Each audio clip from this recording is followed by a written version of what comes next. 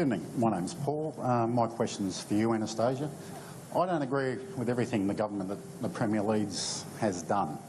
I was telling a friend of mine who is a grazier in Western Queensland. He also happens to be the Mayor of Boulia, a gentleman by the name of Rick Britton, that I was coming here this evening. Okay. He raised with me the issue of vegetation management. Yes. Now, I did some research today, and it is unanimous amongst the Cattle Council, Ag Force, graziers, any commercial farmer in the state of Queensland, that any removal of the amendments that the Premier's government made in 2013, I think, would be a disaster. It would impose cost burdens, red tape burdens, for absolutely no environmental gain.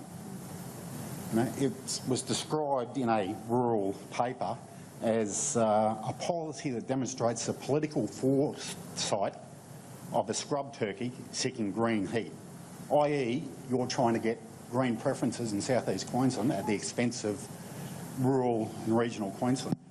Why should someone west of the Divide involved in agriculture, or grazing, or local councils, because it affects them greatly too apparently? Well, I just want to make a bit of a distinction here, because what we want to do is we want to bring back the legislation, but we want to work with farmers and property owners. We want to do this by working together, by getting people sitting around a table and working out what's in and what's out.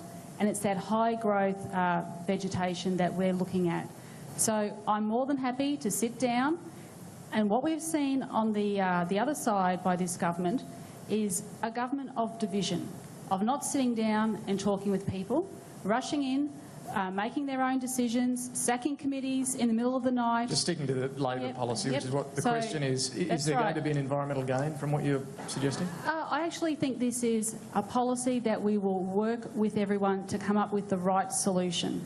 So happy to sit down with everyone to make sure that it's done by consensus. If you want to make good policy, you need to talk to people, you need to understand their concerns. Have you done that already, or has your team done that already? We've already started to, David, and we've been doing that with all the policies we've been announcing. We've actually been talking to people.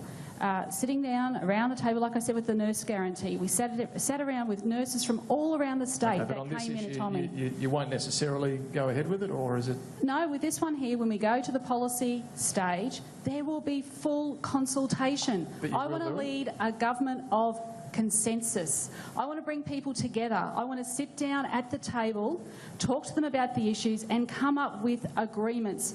I don't want this divide and conquer mentality that we've seen over the last 3 years.